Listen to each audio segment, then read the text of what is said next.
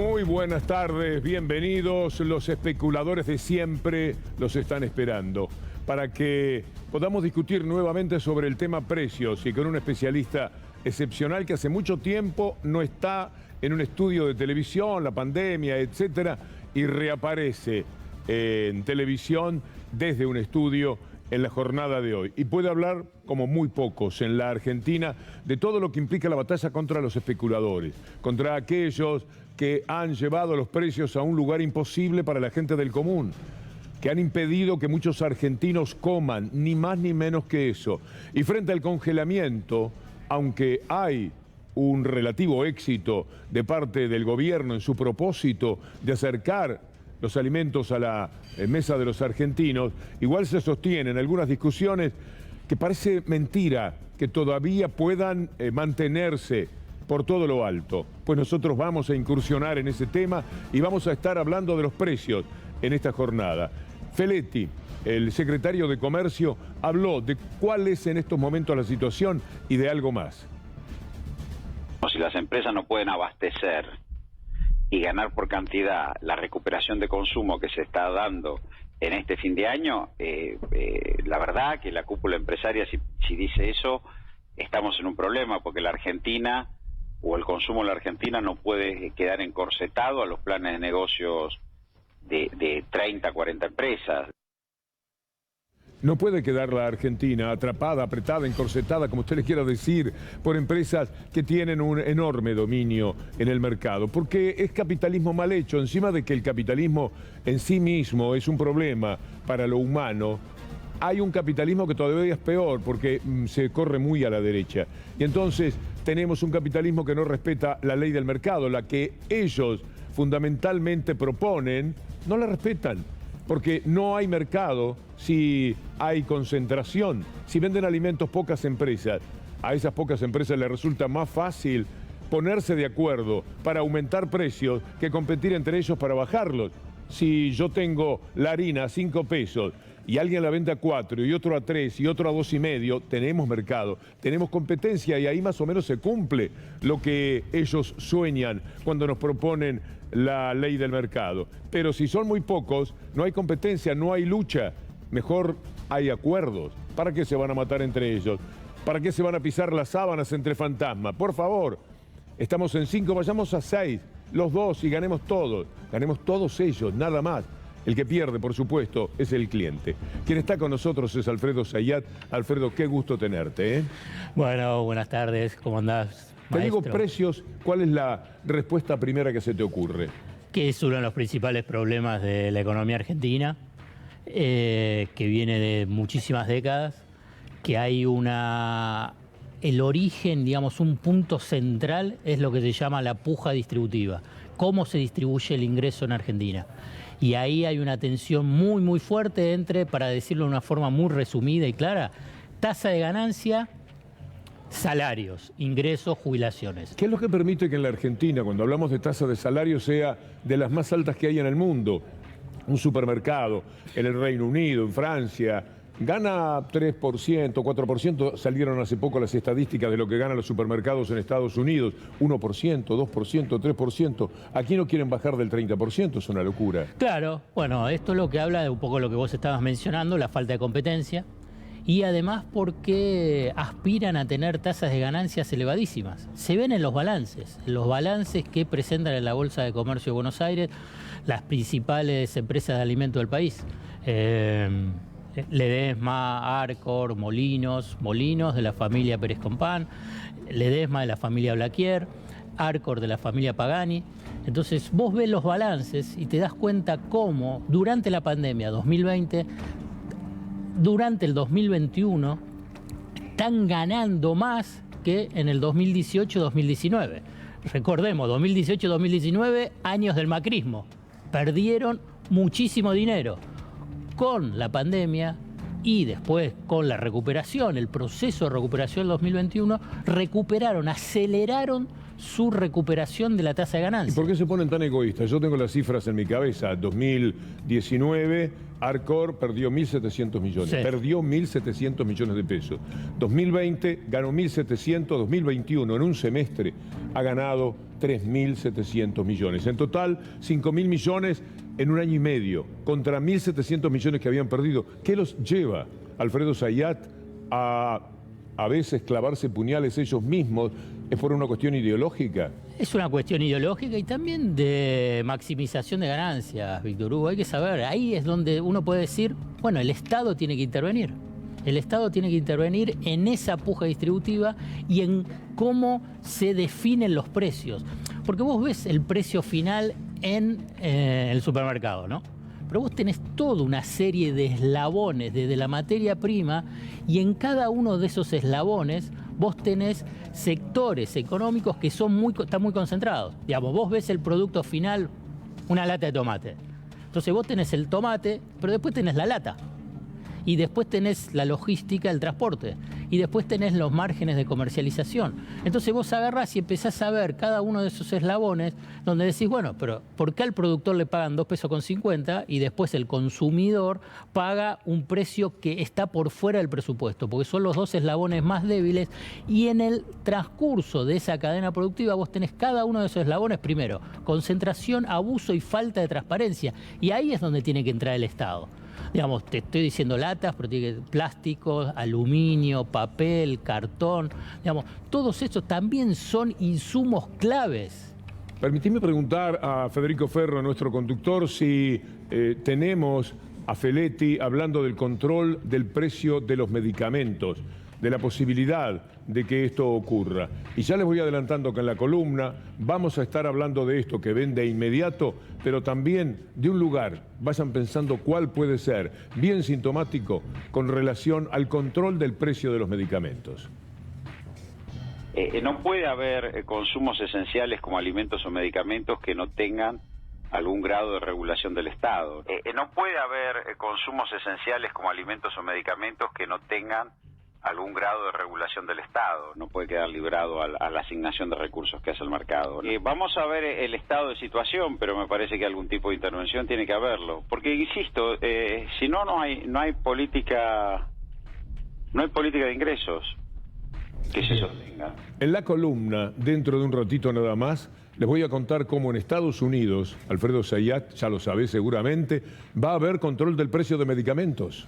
Justo te iba a mencionar, en Estados Unidos, en Francia, en Australia, en Alemania, obviamente que lo que mencionaba ahí Feletti, hay en productos esenciales, claramente que hay regulación.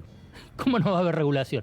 Incluso Joe Biden, el presidente demócrata de Estados Unidos, apenas asumió, dictó más de 70 órdenes ejecutivas, vamos a traducirlo, decretos de necesidad de urgencia, que varios de ellos apuntaban a la regulación de los mercados para que haya más competencia y además con medidas anticompetitivas. Pero esto es obvio, esto pasa en todas las sociedades capitalistas, lo reafirmo, porque eso es fundamental para tratar de entender que lo que se hace acá no está totalmente desconectado. Vamos a volver sobre ese tema con Alfredo Zayat, pero también queremos hablar del Fondo Monetario Internacional, de la gira del presidente Alberto Fernández e insólitamente usted dirá, ¿y por qué?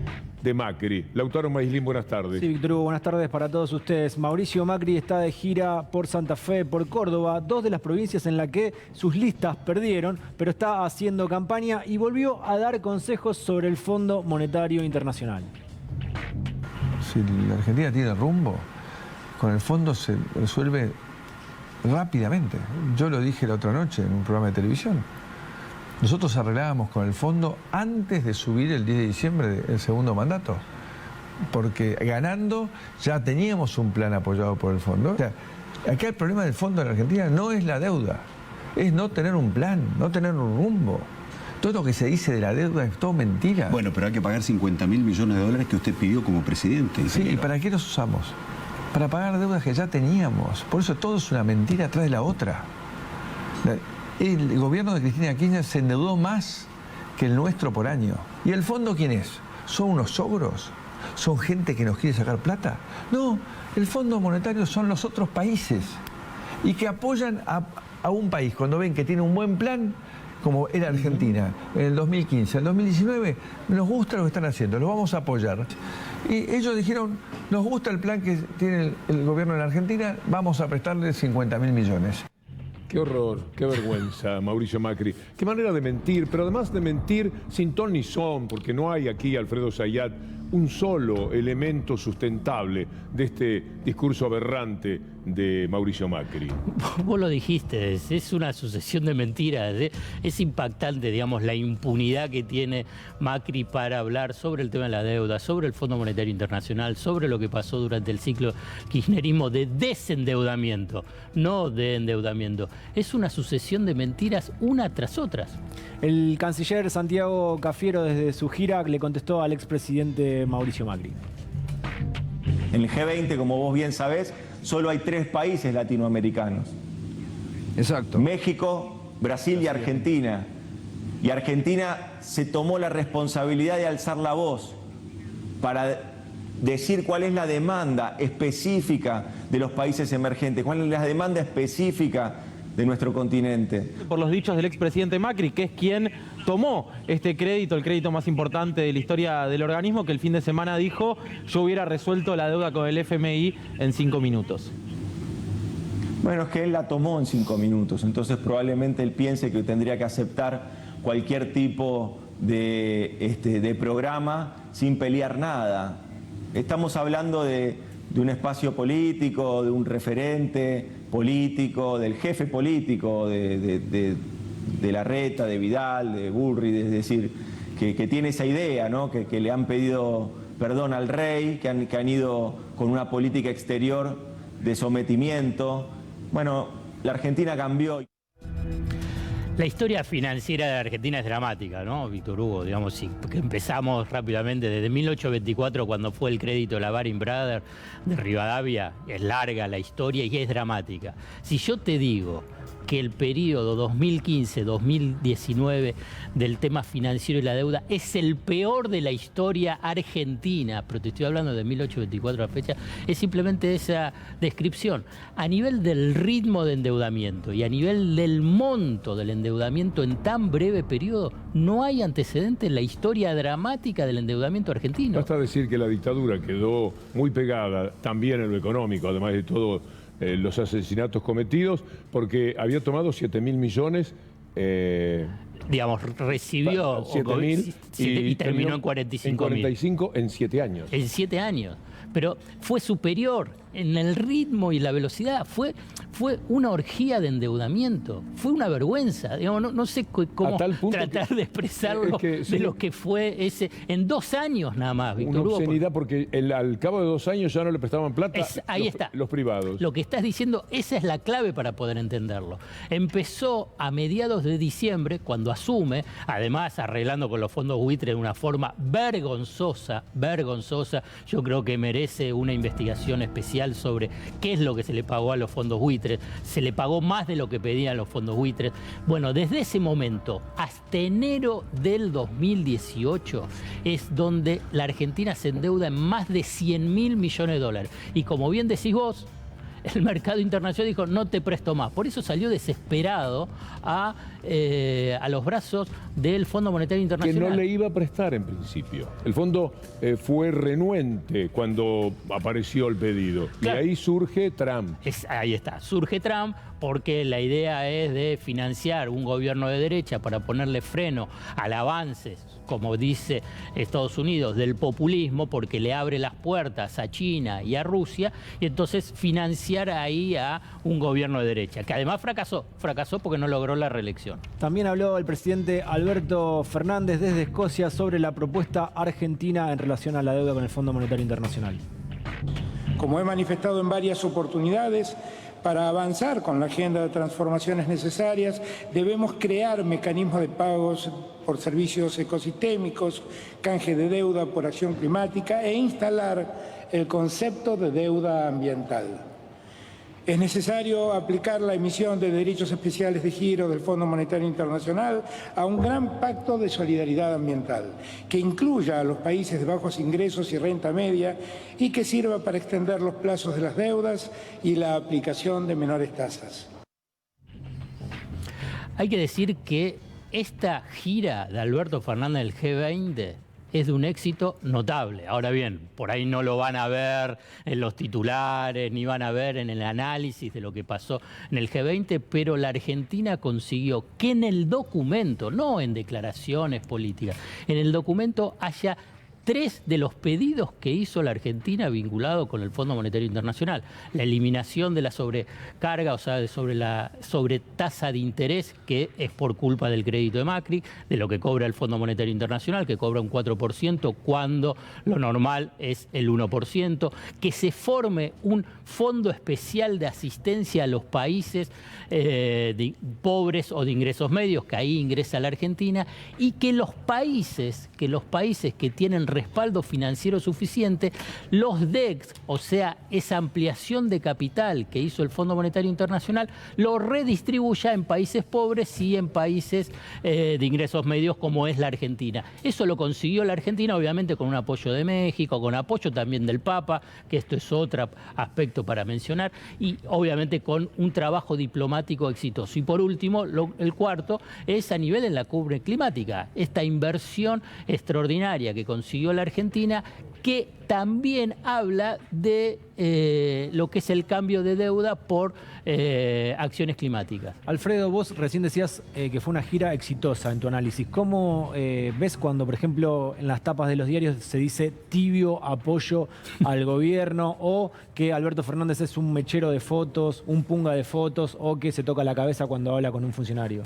Y me parece un absurdo, pero es parte de esa estrategia de confusión deliberada, de mentira, de llevar un análisis que es tonto. Fíjate, es muy interesante, yo no sé, yo lo vi en las redes, ¿no? Lo que fue cuando Agustín Pichot, hay un periodista, me parece que es de La Voz de Córdoba, que le pregunta como, ¿cómo va a venir alguien a invertir a Argentina si el país es una porquería?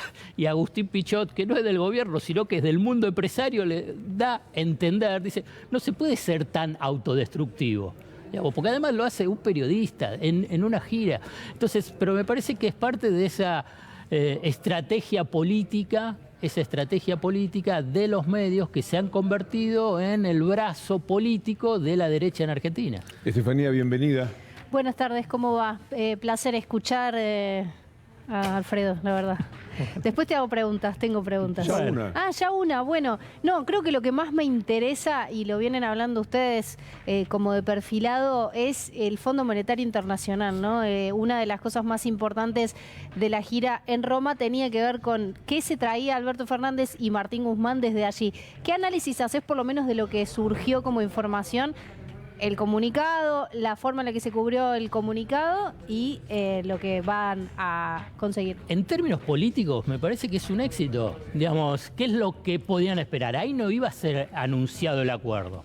El Fondo Monetario Internacional lo maneja fundamentalmente Estados Unidos. Y después los países europeos tienen peso importante y también China. Ahora bien, hay un comunicado de los países donde le dice al Fondo Monetario Internacional, ustedes evalúen la eliminación de la sobretasa. No es que se lavó las manos. Ahora en diciembre se van a reunir el directorio del fondo y creo que lo más probable es que se baja esa sobretasa. La pregunta es, ¿va a bajar de 4 a 1, de 4 a 2? Esto le da mucha fuerza, me parece, Alfredo, el gobierno argentino también, si se tiene que plantar en alguna discusión con mayor severidad. Si el gobierno argentino le ponen sobre la mesa cosas inaceptables que no puede aceptar, no tiene margen político dentro de su propia gente para que eso suceda, tiene como decirle al Fondo Monetario Internacional, tengo el apoyo de todo el mundo, porque este apoyo no se puede quebrar. Este apoyo va a continuar. Es decir, esto fortalece la posición argentina. Fortalece la posición argentina en estos puntos. Ahora bien, yo te voy a ser sincero. El crédito del Fondo Monetario Internacional, tal como está planteado, incluso con un plan a 10 años, es impagable, ¿eh? Digamos, es una de las para mí es la peor herencia que deja el macrismo. No alcanza con decir no pagamos 19.000 millones el año que viene. Claro, va a haber un periodo de gracia, lo más probable es que en el acuerdo final haya un periodo de gracia de 3 a 4 años, donde no haya desembolsos netos de Argentina para pagar esos casi 45.000 millones de dólares, pero después te quedan 6 años. ¿Y quién piensa que en 6 años vas a poder pagar esos 45.000 millones? Tenemos que matizar. con algo que me parece puede resultar gracioso y como siempre lo tiene Lautaro. Sí, Víctor Hugo, diría que preocupante también, más que gracioso y un poco curioso. Ah, no, yo creí que era divertido. Es gracioso porque es un fallido, pero es peligroso en lo que dice. ¿Se acuerdan que hace unas semanas Tolosa Paz habló de un golpe blando? Sí. Bueno, muchos salieron al cruce, otros no la acompañaron, y lo voy a espolear al material para que quede bien en claro lo que dice. Un periodista le pregunta, ¿llega el gobierno a cumplir el mandato? Y Mauricio Macri dice, haremos lo imposible para acompañar todas las inestabilidades que vamos a tener. ¿Quieren verlo? ¿Llega el gobierno a cumplir el mandato de Alberto Fernández? Estamos viviendo en democracia, haremos lo imposible para acompañar todas las inestabilidades que vamos a tener, ¿eh? Haremos lo imposible para acompañar todas las inestabilidades que vamos a tener, ¿eh? ¿Qué te pareció?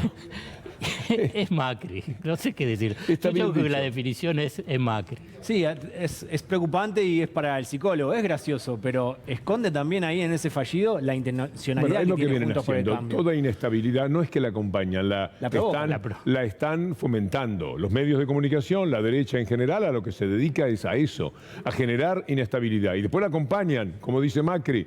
Después le sacan todo el jugo posible para desgastar el gobierno, porque lo del golpe blando es absolutamente real.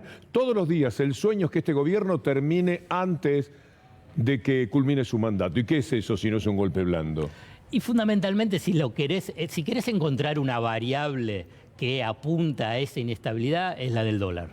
Si querés, es la del dólar blue, que día a día te están poniendo como si fuese la gran variable económica en la Argentina, y además que no hay día donde no apoyen, fomenten la idea que tiene que haber una fuerte devaluación. Y obviamente con una fuerte devaluación ahí sí vas a tener inestabilidad. Justamente me das el pie porque estaba pensando, ¿cómo le pregunto, qué otra cosa le pregunto de todo lo que ya hiciste? Y me parece que lo más, por lo menos dialogado en estos últimos días, tiene que ver con el dólar blue. ¿Cómo interpretás el movimiento que existe en el blue? Lo que voy a decir a muchos no les va a gustar, pero el dólar blue en sí no es importante. Ahora bien, en términos del movimiento económico, sí en la generación de expectativas económicas. Ahí es clave. Ahora bien, entonces vos decís, bueno, ¿qué pasa con el blue? Y bueno, ahí se fomenta una idea de expectativa sobre devaluación. Entonces esto puede generar impactos sobre la conducta del inversor. Inversor quiero decir inversión productiva o expectativas de qué es lo que puede pasar después de la devaluación. No ha hecho demasiado daño, por suerte, en esta inversión extraordinaria de los australianos, ¿no? Claro, por eso te digo, incluso a nivel de la reactivación económica. Si vos ves la recuperación económica durante este 2021 está por encima de todas las previsiones. Está por encima, primero decían 7, 7,5, 8 y hace pocos días salió Culfas a decir que puede ser el 9%. O sea que el blue es un potente perturbador de la estabilidad en función a las expectativas. Ahora bien, los precios se fijan por el blue. Yo te voy a decir, digamos, la mayoría o muchos de los economistas te dicen que sí. Pero ¿sabes lo que pasa? Que ahí hay una memoria corta. Te voy a dar un ejemplo para recordar esa memoria. Alfonso Prat-Gay, primer ministro de Economía de Macri. ¿Qué es lo que decía antes de asumir? Todos los precios están fijados en el precio blue. Entonces vamos a eliminar la brecha. Más o menos la brecha era 9 y pico a 13, 14. Obviamente hicieron la fuerte devaluación. Y entonces, ¿qué es lo que hubo? Un shock inflacionario. ¿Y por qué hubo shock inflacionario? Porque la mayoría de los precios no estaban en el dólar blue. Entonces, hoy te están diciendo lo mismo. ¿Pero para qué? Porque quieren a través del dólar blue la inestabilidad política. Por eso el dólar también es una variable política, no solo financiera. Totalmente. Tengo un número para que repasemos y le adelanto la pregunta, porque ustedes repasaban una de las declaraciones importantes del día, que es de Roberto Feletti, respecto de una posible o una eventual regulación del mercado de medicamentos. Veamos si tenemos a mano, Fede, nuestro productor, dos placas con dos datos interesantes. Una es cómo evolucionaron los precios de los medicamentos este año y en relación al año pasado, y qué representa en términos de salario mínimo los los medicamentos. Ahí lo que vemos en esta placa es, bueno, qué viene para la inflación de octubre según las las consultoras. Vamos a ver ahora en pantalla qué pasó con las de medicamentos, porque aumentaron en lo que va del año más del 40% contra una inflación del 37%. Y si lo mirás con respecto al año pasado, la evolución fue de 62% contra una inflación de 52%. Quiere decir que los medicamentos están subiendo por encima de la inflación mucho. Ahí lo estamos viendo en pantalla. Y el desastre no se produce en la Argentina porque los jubilados tienen los medicamentos gratis. Sí. De otra manera, estaría directamente muriéndose la gente, Alfredo. Igual hay un aspecto ahí de ese mercado de medicamentos que es histórico y reitero que este gobierno, el anterior, claramente se necesita una fuerte intervención en el mercado de los medicamentos. Los laboratorios a nivel internacional y también en Argentina tienen posiciones, primero dominantes sobre algunos medicamentos y segundo, son uno de los que tienen las tasas de ganancias más extraordinarias en el mundo. Y es la actividad que tiene más seguidores, porque hay médicos que te pueden dar la receta que conviene a determinados laboratorios. Hay una actividad y nada menos que lo referido a la vida.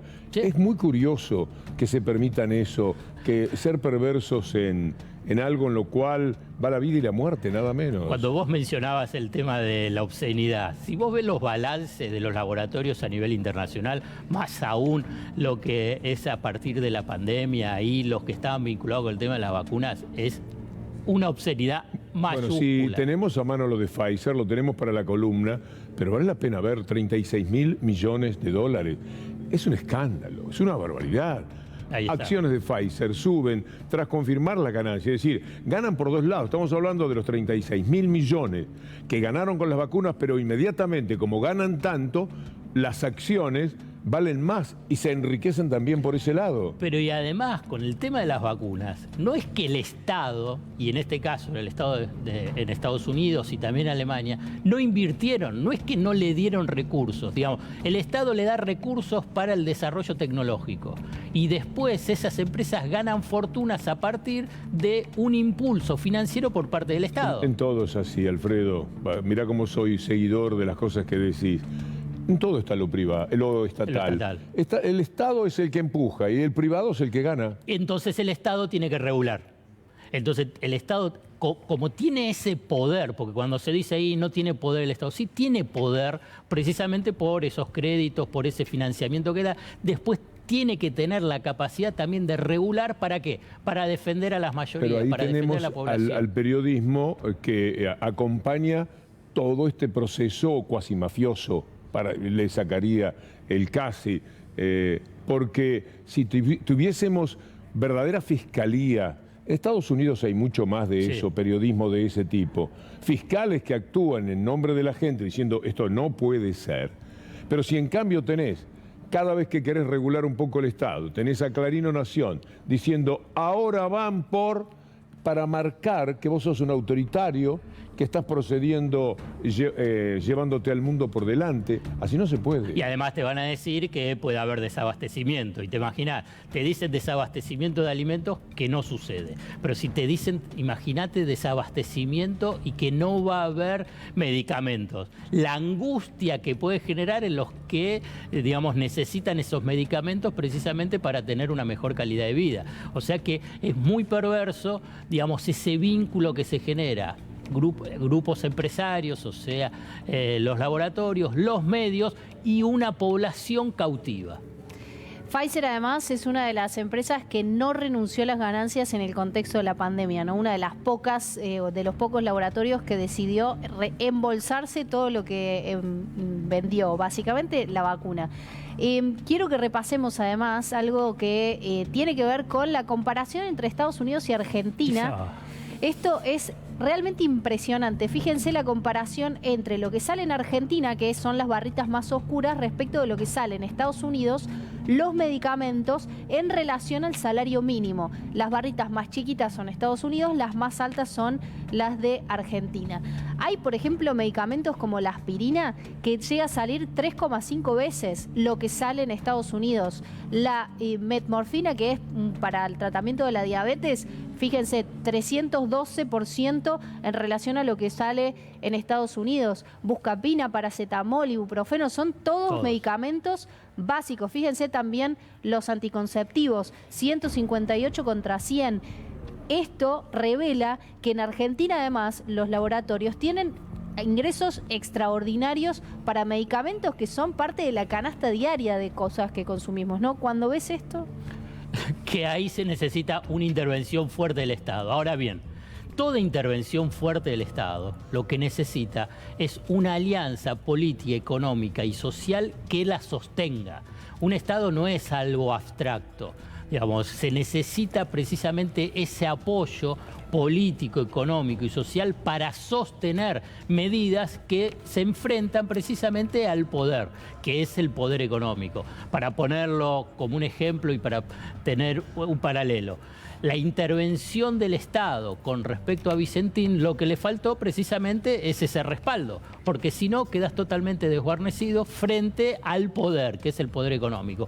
Con respecto a los laboratorios, si se va a avanzar en alguna política de control, me parece fundamental, digamos, construir un consenso social a partir de una fuerte alianza política, económica y social para poder sostener lo que se va a venir.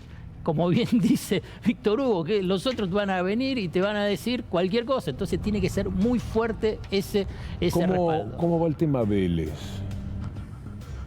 Vélez Sarsfield. No, Racing. ¿Y tu papá?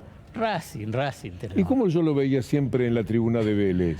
¿Por qué? Se daba vuelta y me decía, soy el papá de Alfredo Zayá, y yo le decía, un genio. Periodista deportivo, entonces iba recorriendo siempre todas las ¿Cómo canchas. se llama el libro de tu hija? Los días de la peste, Natalia Zayat. Escribió Natalia Zayat, un libro estupendo. Voy como en la cuarta parte porque tengo que matizar. Muy bien, pero es muy interesante cómo describe todo lo que pasó durante la pandemia. Sí, es muy lindo. Y está muy bien escrito.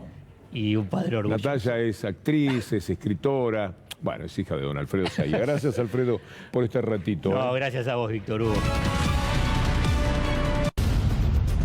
El grito desesperado de buena parte de la humanidad. Ese es nuestro primer tema de hoy en la columna. Acompáñanos con estas imágenes de los jóvenes de la COP26, Glasgow. Está mostrando jóvenes de todo el mundo, incluso de la Argentina. Acabamos de hablar con una de ellas, Nicole Becker. Ahí está Greta Thunberg. No más explotación de los pueblos, de la naturaleza, no más explotación. Basta de bla, bla, bla. Y aquí están las manifestaciones que se realizan en el marco de la COP26. Una lucha que tiene a los jóvenes en la primera línea y que marca con estas caricaturas el papel desdoroso que están haciendo los grandes líderes mundiales. A ellos es que se refieren, a ellos les reclaman en cada una de estas marchas. Y a ellos les habló también el presidente argentino, Alberto Fernández, en estos interesantes términos.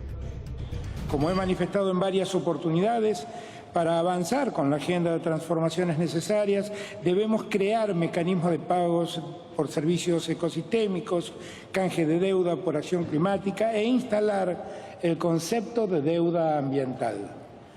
Es necesario aplicar la emisión de derechos especiales de giro del Fondo Monetario Internacional a un gran pacto de solidaridad ambiental que incluya a los países de bajos ingresos y renta media y que sirva para extender los plazos de las deudas y la aplicación de menores tasas. G20, donde habló esta mañana Alberto Fernández, también se reunieron Biden y Johnson para hablar, dos líderes importantes naturalmente del mundo, sobre la forestación, que es necesario realizar, es decir, aplicar muchísimo dinero para que se pueda hacer esto en el mundo, porque es la única chance quizás para muchos sectores de la humanidad. That the world is coming together around their effort, your effort, with at least $1.5 billion over the next 5 years to help protect the forests, peatlands and precious ecosystems of Central Africa. And this is part of a new global forest finance pledge of over, wait for it, of over $12 billion, amounting to the biggest collective commitment of public funds for forest and climate action in history.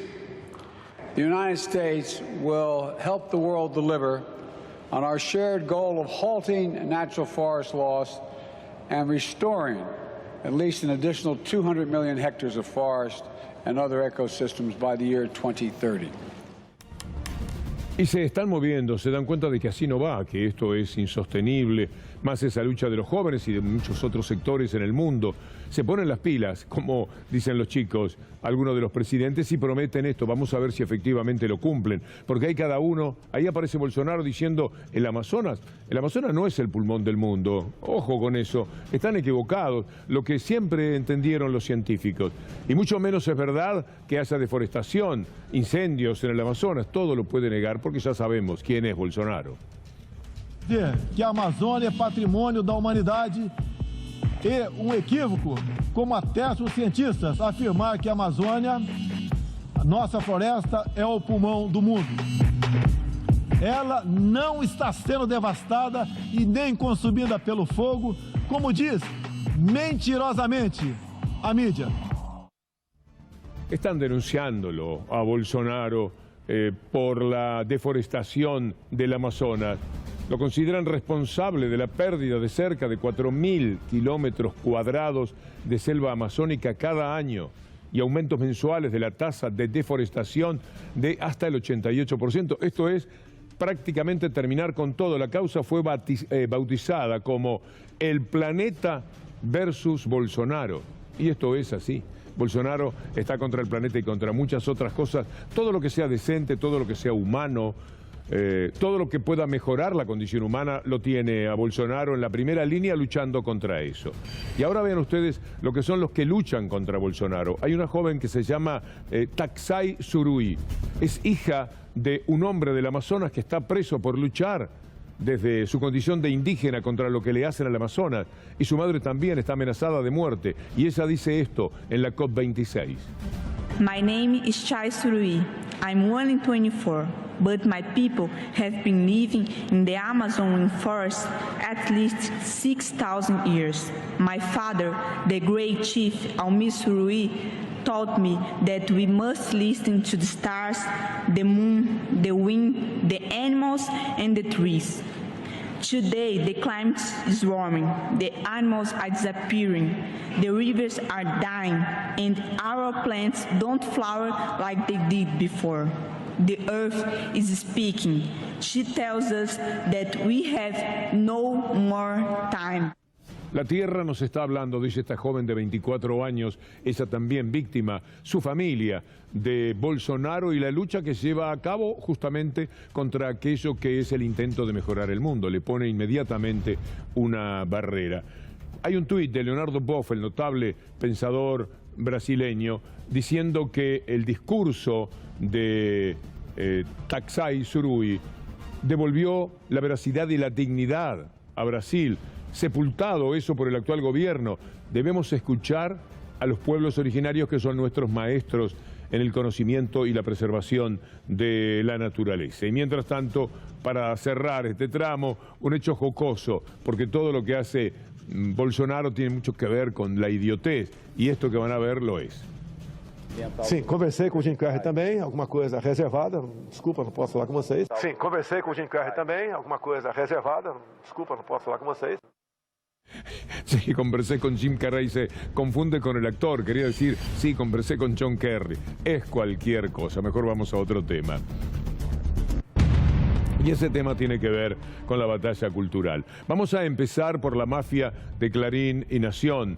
Lo que hacen hoy con sus tapas, como todos los días, daño, mentiras o visiones sesgadas de la realidad. A ver, revisemos estas tapas que son mafia en estado puro. ¿Las podemos poner? Yo las tengo aquí, A ver, las instalamos para que la gente también las pueda compartir. Mire usted el título de Clarín, nueva caída de los bonos, van y vienen los bonos, ya lo sabemos, saltó el riesgo país que va y viene de 1.100 a 1.400, todo, pero lo que es la gran noticia está ahí en chiquitito. Fernández anunció una mega inversión en energía al final de su viaje. Esto es todo lo que se dice de la inversión más importante que llega a la Argentina al cabo de 20 años. Y también La Nación, por supuesto, jugaba en el mismo sentido. Ahora mire cómo vendían el acuerdo que después no prosperó del Mercosur y la Unión Europea. Era tapa, un acuerdo que abre el comercio para la Argentina. Macri desde Osaka es histórico y beneficiará a los pueblos de Europa y del Mercosur. Lo tenemos a Macron diciendo no, lo tenemos antes a Faurí, que cuando le contaba a Macri esto, hacía circo para las cámaras de televisión llorando mientras se lo contaba a Macri. Son 10 segundos, vale la pena recordarlo. Perdón, presidente, despertarlo. Estamos, Tenemos acuerdo. Acá estoy con Tenemos acuerdo, presidente. Vamos, Mauricio. Después se supo por el canciller uruguayo Bustillo que todo había sido una jugada porque Macri tenía que presentar algo para las elecciones que se venían. Este fue el propósito, este es el grado de mentira que cuando cae en manos de Macron lo desmiente de esta manera. Pero a eso sí, lo ponían en la tapa, lo resaltaban de una manera especial, sobre todo porque era mentira, posiblemente para la mafia de Clarín eso es lo atractivo, que no sea verdad, que sea una mendacidad. Miren lo que decía Emmanuel Macron, sepultó el tratado de la Unión Europea con el Mercosur, o sea, nos estaban mintiendo con esa tapa, nos mienten siempre. Y cuando van a preguntar sus representantes periodísticos, más adelante vamos a hablar, hoy es el día en el que se cumplen 45 años de cuando en connivencia con Videla, Mañeto, Mitre, Peralta Ramos se quedaron con papel prensa, le robaron a la familia Greiber papel prensa. A esta hora, más o menos, estaban en el diario La Nación en lugares distintos, ya les vamos a contar, procediendo al robo que les permitió el comienzo, el puntapié inicial de todo el desastre que han hecho con el periodismo en la República Argentina. Uno de ellos es haberse quedado con todo el periodismo que les importaba. Cuando decimos la voz del interior, ¿qué es la voz del interior? Es la voz de Clarín en el interior. Cuando decimos los Andes, no estamos diciendo los Andes, diario tradicional de Mendoza, estamos diciendo también Clarín. Pero además, como nos permitimos señalar, en algún momento lo vamos a ver más adelante, hace ya 30 años, esos determinan que hasta van contra nuestra fuente de trabajo, porque vean al periodista que representa a un diario de Mendoza y a un diario de La Voz de Córdoba. Vergüenza, pobrecito, le tiene que dar, porque esto es quitarle el trabajo a otro profesional que no puede viajar. Pero ahí está preguntando para 2 diarios al mismo tiempo, una barbaridad. La Argentina consigue 8.400 millones de dólares de inversión. Hace 20 años que no entra una inversión de esta naturaleza al país. Y el periodista que representa a los Andes y a La Voz del Interior de Clarín está preguntándoles cómo puede ser. ¿Cómo vienen ustedes a invertir en la Argentina con lo mal que está en la Argentina? A usted esto le parece cuento seguramente, pero es real. Javier Álvarez para los diarios La Voz del Interior y Los Andes. Al señor Pichot le quería preguntar qué lleva a la compañía a traer su plan de negocios a la Argentina, digamos, por los problemas macroeconómicos que existen o las proyecciones que hay, la salida de la crisis y demás. A veces creo que autoboicoteamos muchísimo el país, nos castigamos demasiado y perdemos mucho tiempo. Perdemos mucho tiempo y no vemos. Bueno, ahí está Agustín Pichot, que es el representante para Latinoamérica de esta compañía verde. ¿Pueden ser más bestias, más mafiosos?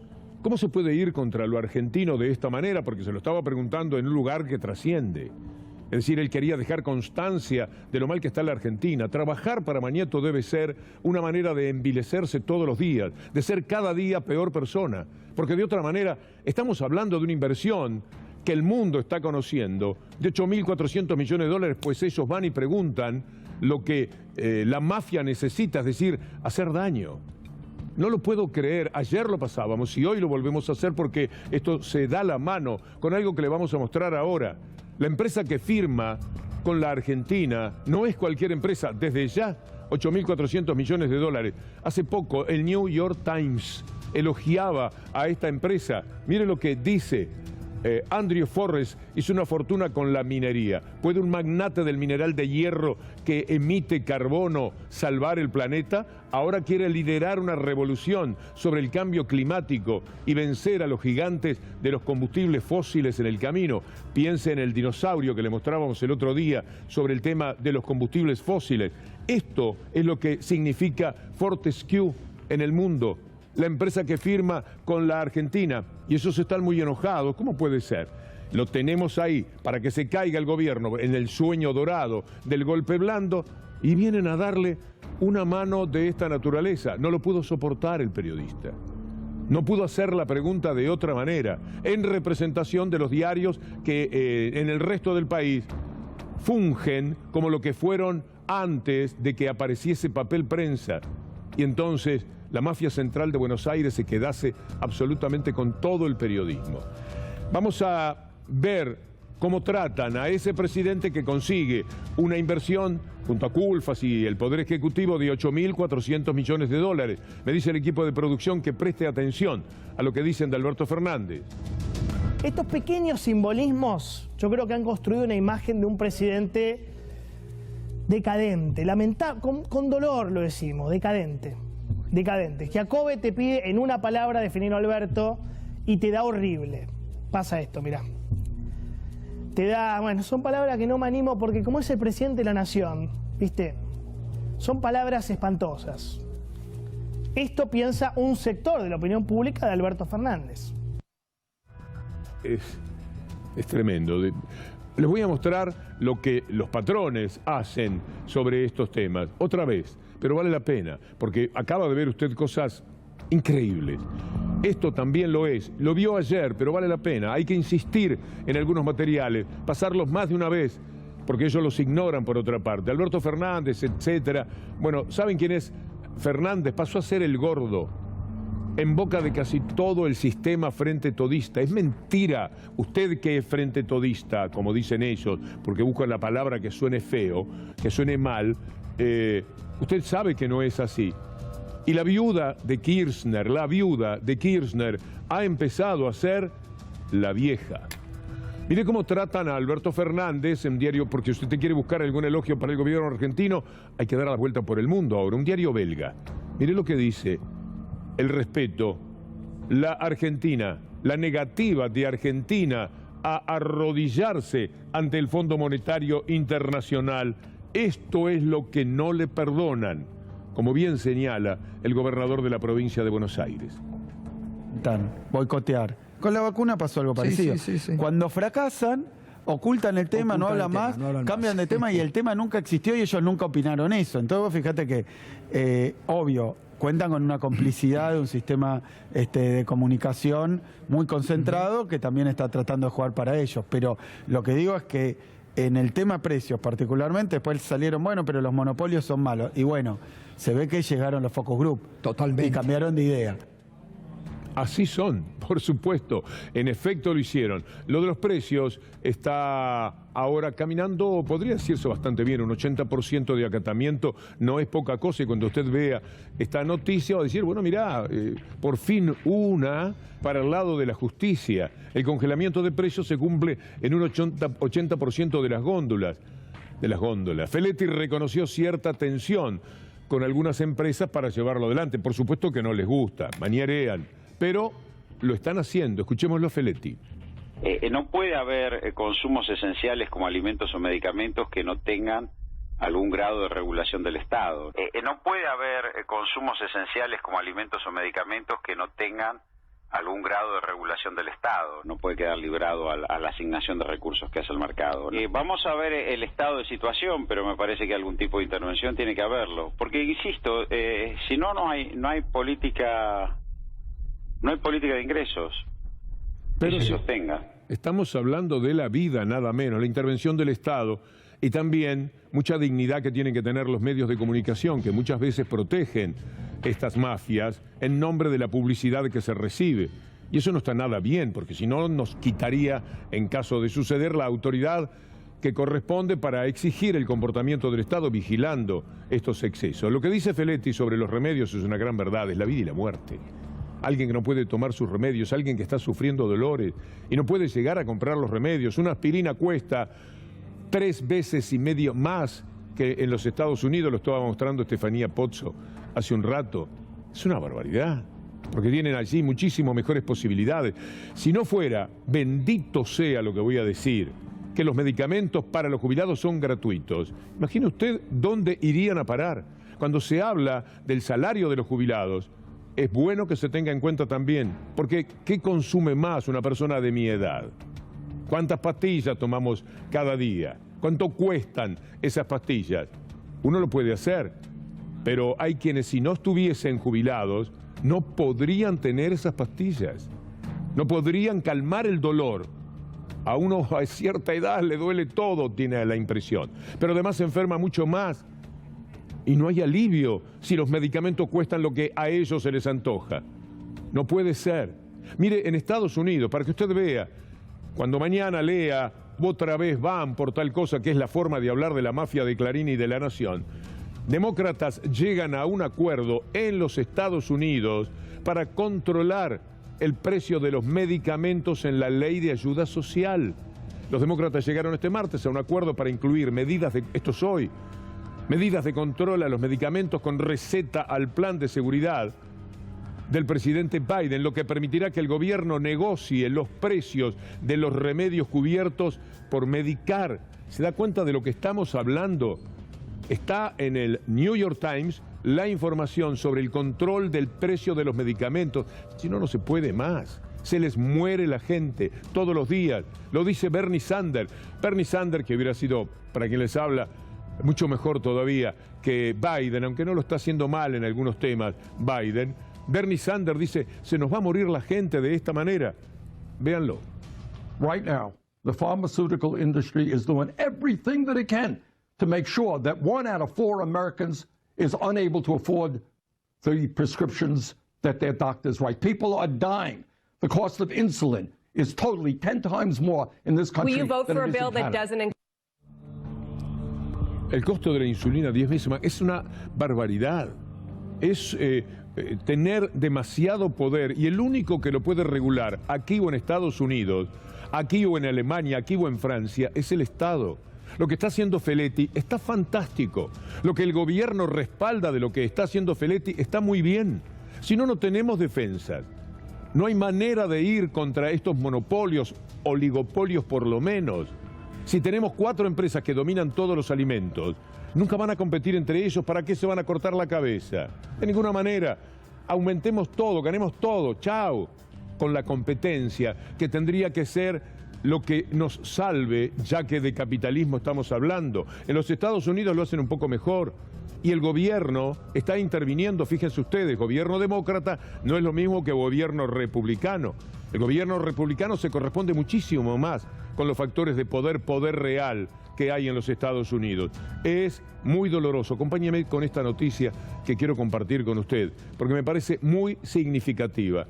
Mire de lo que son capaces. Las acciones de Pfizer suben tras confirmar ganancias por 36.000 millones en vacunas. Pero además, las acciones se fueron para arriba. Ellos no tienen problemas. 36.000 millones.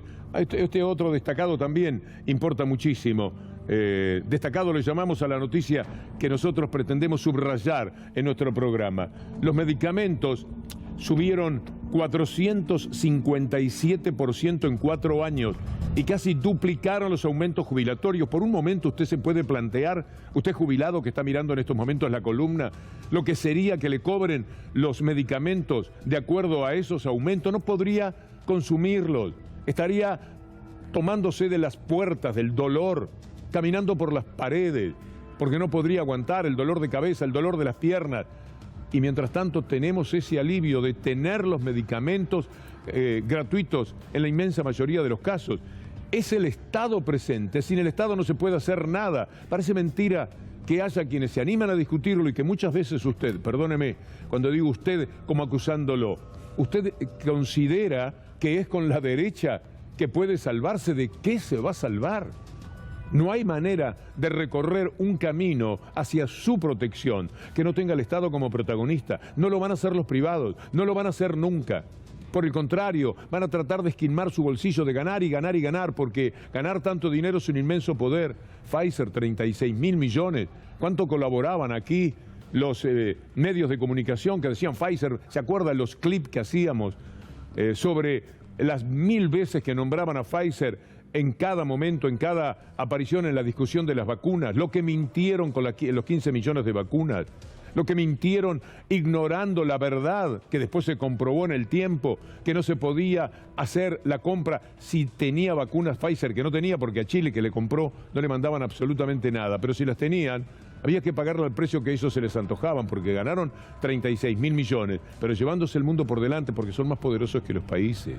Lamentablemente es así, son más poderosos que los países. Para comprarle a Pfizer, no fue Pfizer el que cambió su reglamento, fue nuestro país, fue la Argentina la que tomó la decisión de modificar la ley para poderle comprar a Pfizer. Ese es el poder real. Y si no, tenía usted a Clarín y Nación diciéndole todos los días, no le compran a Pfizer por una cuestión política, están arreglados con Putin. Es muy triste cómo nos pueden todos los días estos verdaderos mafiosos de los medios de comunicación. Hugo Yasky, hay gente que da batalla, en la batalla cultural.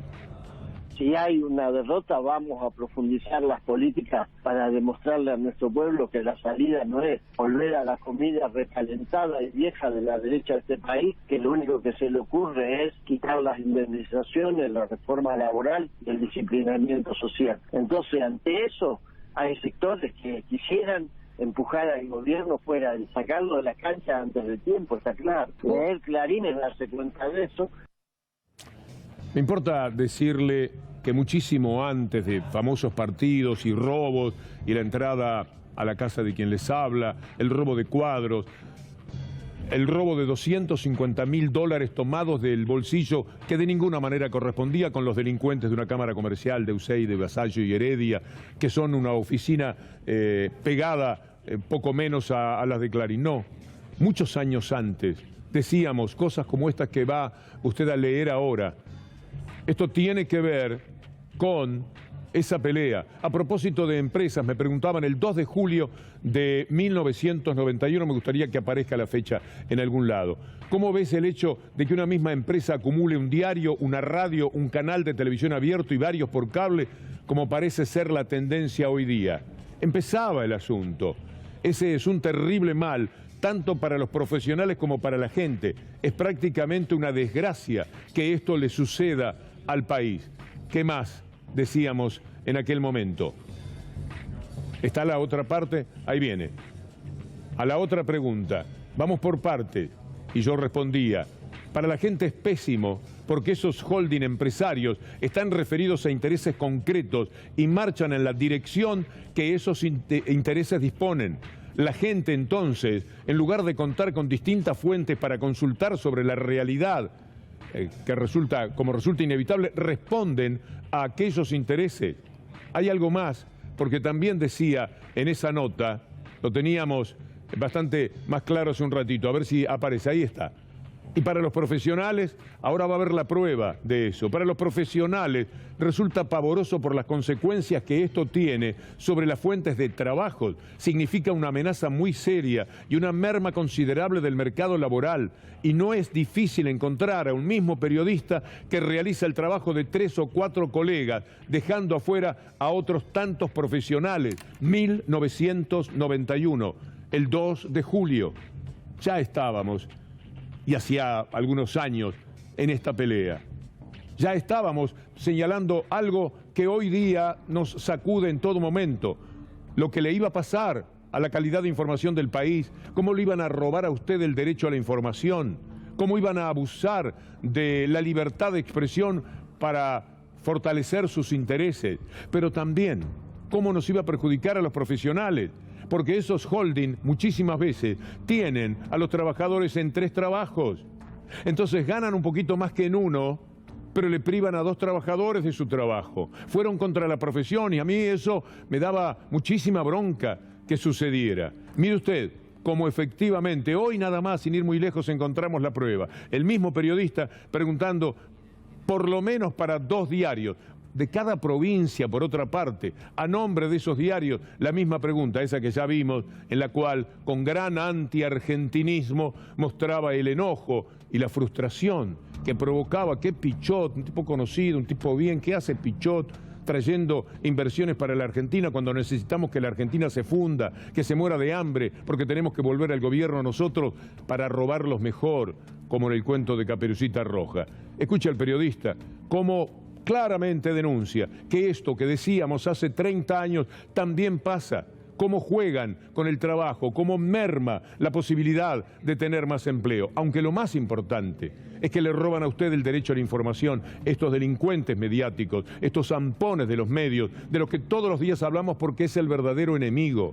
Y el gobierno tendrá que entenderlo. Si no sale a pelear como corresponda, democráticamente y con todos los elementos que hacen a una república, pero que tienen que estar. Si no sale a luchar contra esto, está perdido, porque son estos medios los que envilecen la vida y los que permanentemente están actuando contra el gobierno, que el gordo, que la vieja, que el inútil, y mil cosas que le tiran a la gente para que la gente las repita, trabajando de miserables, porque esto no tiene parangón. Ahora escuche al periodista preguntar por 2 diarios. Ahí falta un periodista por lo menos, ¿no? Es decir, uno pregunta por tal diario y el otro pregunta por el otro. Esto sería lo que tiene que ocurrir.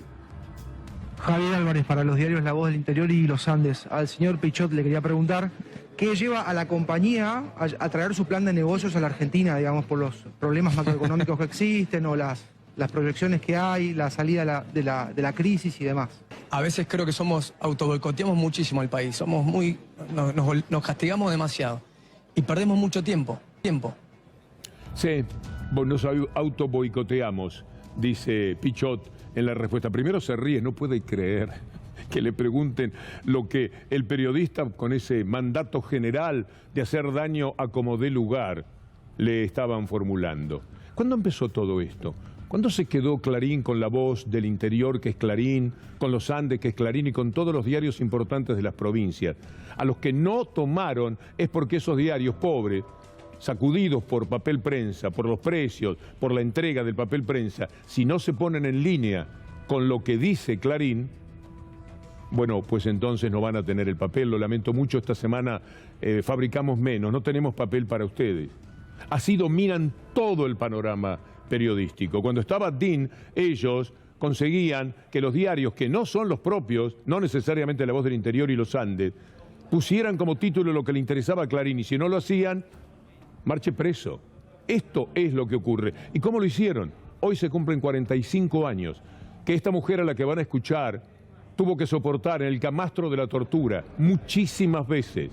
Y le preguntaban las cosas que Mañeto con Mitre le dictaban al general Gallino en febrero de 1977, para que tuvieran letra, que era lo que le querían sacar a la esposa de Greiber, al que un día como hoy, noviembre 2 de 1976, le robaban la empresa después de muerto, poniendo a Janover en un lugar, a Lidia Papaleo en otro y a otra parte de la familia en otro lugar, alejados cada uno de ellos. Mañeto iba contra Lidia Papaleo. Usted recordará aquello de nunca podré olvidar la mirada de terror que imponía ese hombre en mi vida, nunca lo podré olvidar. Y otro era trabajado por Mitre, y otro, don Rafael Janover, que Dios lo tenga en la gloria porque fue un luchador maravilloso. Así robaron papel prensa que ahora ellos dicen, para robarnos mejor, gana lo que gana un taxi al cabo del año. Es mejor tener un taxi que tener papel prensa, según lo que ellos reconocen. Esta es la barbaridad que todos los días hay que sobrellevar. Lidia Papaleo hoy estuvo charlando, estuvo conversando de aquello que pasó hace 45 años. Mi militancia elegida es papel prensa. Gracias a nuestra causa también, el famoso circuito Camps y Echecolás declararon y reconocieron, uno de ellos, su culpabilidad, gracias a una declaración que hice yo en la ciudad de La Plata. Realmente eso fue muy importante para mí. Es una cosa que a veces no se une a papel prensa, pero todo ese grupo de gente tenían un pacto de silencio. Pacto de muerte, además de tortura, con las manos ensangrentadas, se quedaron con papel prensa. Con esas manos ensangrentadas tenían que enfrentar la justicia y encontraron un famoso ya inútil como Ercolini, que ni siquiera lo llamó a declarar. Y cuando un juez como Freiler dijo hay que investigar el nombre de los crímenes de lesa humanidad, lo echaron, lo sacó Mañeto a través de sus representantes en la política. Este es el dolor enorme de la justicia hoy día. Papel prensa. Vale la pena recordar aquella lucha también de Cristina Fernández de Kirchner. Que hay un poder en la República Argentina que es un poder que está por sobre quien ejerce la primera magistratura, en este caso la presidenta, también por sobre el poder legislativo, y mal que me pese también por sobre el poder judicial, más allá de todos los esfuerzos que hemos hecho en construir independencia. Yo siento que hay un poder que, como todo verdadero poder, y remedando un poco a Saint-Exupéry, es invisible a los ojos, pero que aflora en algún momento de la historia. Y yo creo que hace décadas que los argentinos y los poderes del Estado tienen una subordinación.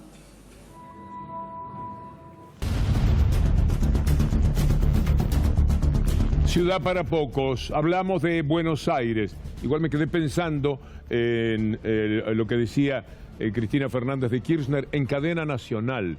¿Se acuerda cómo luchaban contra la cadena nacional? Bueno, porque era la única manera de informar desde el gobierno, sino de qué otra manera. ¿Algún canal perdido nosotros vendríamos a hacer? ¿Algún otro de vez en cuando? Porque todos juegan a favor del sistema. Todos los diarios en contra. Entonces la cadena nacional permitía decir esto porque de otra manera esto no se escuchaba. Y era parte de la pelea. Era parte de una pelea que terminó contra todos los medios de comunicación perdiendo una elección por apenas 1 punto. Aunque después se comportaron como si hubieran ganado por 50 puntos porque son los dueños del poder real. Pero vayamos a Ciudad para pocos. Mire esta represión de la Villa 31 brevemente, tan solo como recordatorio. Lo que pasó allí cuando se llevaron con las topadoras la ilusión de tener un techito de gente que se había ido a vivir a ese lugar. Hoy veamos esta información, la denuncia de la Comisión Interamericana de Derechos Humanos que repudia un violento desalojo de Larreta contra mujeres y le pidió información al gobierno argentino. Pasamos a la Ciudad para pocos que se tiene en Buenos Aires, pues ahí lo tiene a Rodríguez Larreta mintiendo que había hecho 54 escuelas y ahora le preguntan dónde están. Escúchelo a Larreta primero. En la ciudad este año, con la ayuda, en este mandato, con la ayuda del gobierno nacional, estamos construyendo 54 escuelas nuevas. 30 de ellas tienen jardín a partir de los 3 para que hagan el enganche de los chicos cuando terminan el CPI. ¿Y usted qué podía hacer frente a esto? ¿Quién le iba a informar que no era verdad, que era mentira? Larreta va a tener que explicar en dónde están las 54 escuelas que dice haber construido. Deberá resolver el grave problema de falta de vacantes en las escuelas públicas. El rey de la educación pública, en plena pandemia, va a tener miles y miles de vacantes que faltan cuando comience nuevamente el año. Se va a Buenos Aires, dicen en las marchas. Y sí, poco a poco se va a Buenos Aires. El sábado los vecinos se pronunciaron sobre lo que está ocurriendo en la ciudad de Rodríguez Larreta. Esta también es parte de una realidad.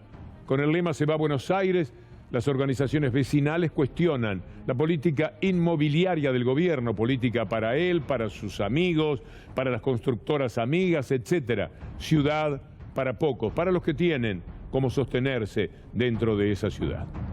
Pasan cosas gratas como recibir a Maximiliano Rusconi para conversar con él en instantes, pero también una película excepcional que se llama Yo Nena, Yo Princesa, que nos habla de los derechos, que nos habla de humanidad, que nos habla de una madre increíble, que existe, que es real, a la que Eleonora Wexler le puso su rostro, pero sobre todo su alma en cada mirada, para con una actuación inolvidable componer junto a Juan Palomino los roles fundamentales de una película brillante por donde se le mire, de Federico Palazzo. Lo dejo con algunas escenas de esa película mientras camino a conversar con Maximiliano Rusconi. Mi nombre es Gabriela Mancilla. Tengo una hija trans de casi 6 años. Estoy buscando ayuda para entender, para saber qué hacer. La ignorancia siempre es oscura y provoca injusticias. Cuando una persona manifiesta quién es, hay un solo camino. Supiésemos que Manuel es una niña trans. ¿Qué van a hacer? Qué tema, ¿no, doctor Rusconi? Sí, tremendo. Qué importante la creación de derechos. Sin duda. Digamos, una sociedad democrática se construye siendo activo en la generación de derechos. O sea, no podemos quedar en una foto. Es una película que hay que ganar cada vez más libertades y derechos, ¿no? Pero qué tristeza que el Estado de Derecho esté tan comprometido hoy día. Es muy triste y los que son responsables de la destrucción del Estado de Derecho no se dan cuenta, porque incluso si tuvieran una mirada mezquina pero coherente, se darían cuenta que hay que proteger el Estado de Derecho porque en algún momento los daños que hacen les toca a ellos después. Entonces, yo creo que el Estado de Derecho, las garantías, por eso peleamos tanto y nos sentimos tan tristes cuando no se nos escucha, porque las garantías son para todos y no importa las ideologías, digamos, es la base, es el oxígeno básico de una república, ¿no? Sin embargo, entre los errores y las desobediencias que se han producido, para nombrar algunas de las cosas, lo han ido permanentemente horadando. Sí, y lo triste de esto es que los responsables son muchos y son muchos sectores, ¿no? Es decir, hay, digamos, algunos malos representantes del periodismo, algunos malos representantes del sistema judicial, fiscales y jueces, algunos malos representantes de la política en el sentido del Poder Ejecutivo, del Parlamento, pero ha sido una realidad multidimensional, ¿no? Que ha generado mucho daño. Pero esos malos representantes no son un diarito del interior, sino los más poderosos. Esos jueces no son jueces de paz de un pueblito en la montaña, sino que son los sectores más poderosos de la justicia, Corte Suprema, cámaras de casación. Es muy triste ver que lo ejercen desde un gran poder. Sí, porque además para los que lideran la maldad son parte de esa responsabilidad de gerenciar el país hacia un modelo de destrucción del Estado de Derecho. Pero hay otros que no son protagonistas de esa maldad, pero son cómplices por omisión, por silencios, porque a todos les es más fácil la vida si no dicen nada, si callan. Digamos, hay mucha responsabilidad también en los que no son generosos con su realidad comunitaria, ¿no? Lo leo siempre en Identidad Colectiva. Cada nota de cada domingo es formativa, muy necesaria, seguramente para mucha gente. Pero... Sí, ese espacio es fantástico, no solo por las notas mías, que posiblemente sean las más humildes, porque aparte son cortas, pero realmente es un lugar, aparte muy humilde, digamos, no tiene recursos. Y en una de esas notas usted dice, la última creo, que se pudo haber hecho la indagatoria el otro día del juez Baba a Macri. Sí, yo no quiero, cuando uno tiene jueces que están funcionando dentro de todo bastante razonablemente, muy bien, no quiero caer sobre el juez, pero realmente, en todo caso, caigo más sobre la estrategia dilatoria de un expresidente, que no es cualquier dilación, por ser un expresidente, y es una dilación en la investigación, en donde en definitiva las víctimas últimas son familiares de una tragedia enorme, ¿no? Entonces, usar eso no solo para una tragedia, digamos, para una dilación absolutamente injustificada, porque la respuesta era clarísima. Mire, señor, digamos, por respeto al derecho constitucional que usted tiene de defenderse, eso está por encima de cualquier secreto de origen legal. Usted tiene derecho a defiéndase como quiera. Y en todo caso, el problema político, yo creo que flaco favor le hizo el defensor en ese momento, porque ahora, mañana, estamos todos expectantes de los secretos que tiene que contar el expresidente. Si los cuenta, bueno, habrá aparentemente colaborado en la transparencia del país. Y si no lo cuenta, habrá confirmado lo mezquino que ha sido su planteo, ¿no? Que lejos de significar un intento de lanzamiento presidencial, como en ese escenario, donde en definitiva hay vidas que estamos extrañando, que no haya lugar para hacer un lanzamiento político realmente, bueno, ha hecho ese lugar, ha elegido ese lugar para el acto más mezquino, ¿no?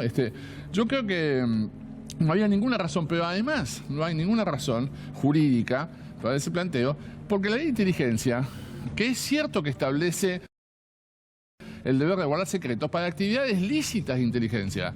No hay ningún secreto, digamos, para ilícitos, digamos. Con lo cual, lo que le imputaba al juez son delitos. Frente a eso, no hay ningún deber guardar secreto. El único deber que tiene, en todo caso, es defenderse. Y él podía hacer cualquier cosa.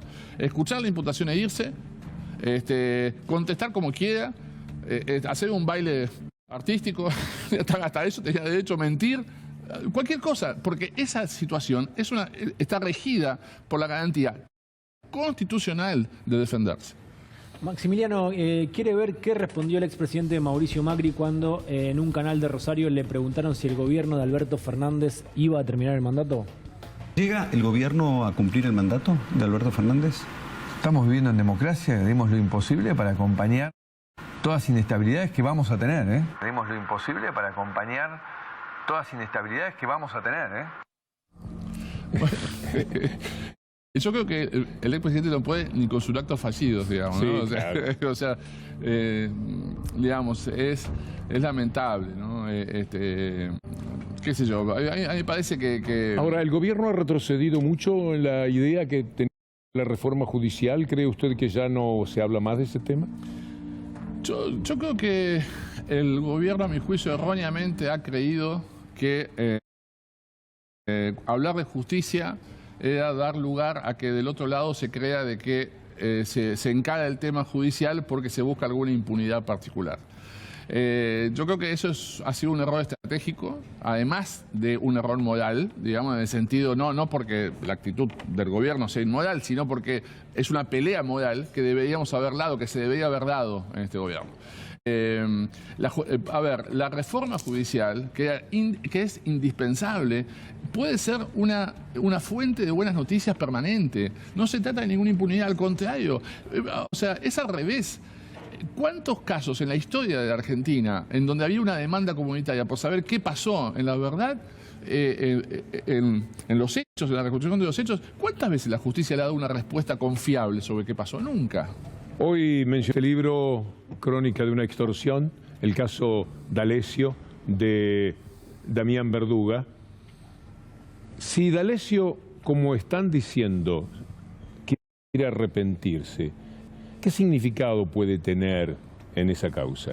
Yo, Víctor Hugo, quiero ser absolutamente coherente de entrada. A mí nunca me gustó la figura del arrepentido. Y si no me gustó en un sentido, tampoco me puede gustar en otro, porque es un testigo, entre comillas, es un imputado que está negociando su pena, con lo cual el valor de su declaración es relativo. Bueno, cuando quiso negociar con Ramos Padilla le dijo que no. Claro, porque me parece que entendió en ese momento que la información que brindaba D'Alessio no era suficientemente relevante.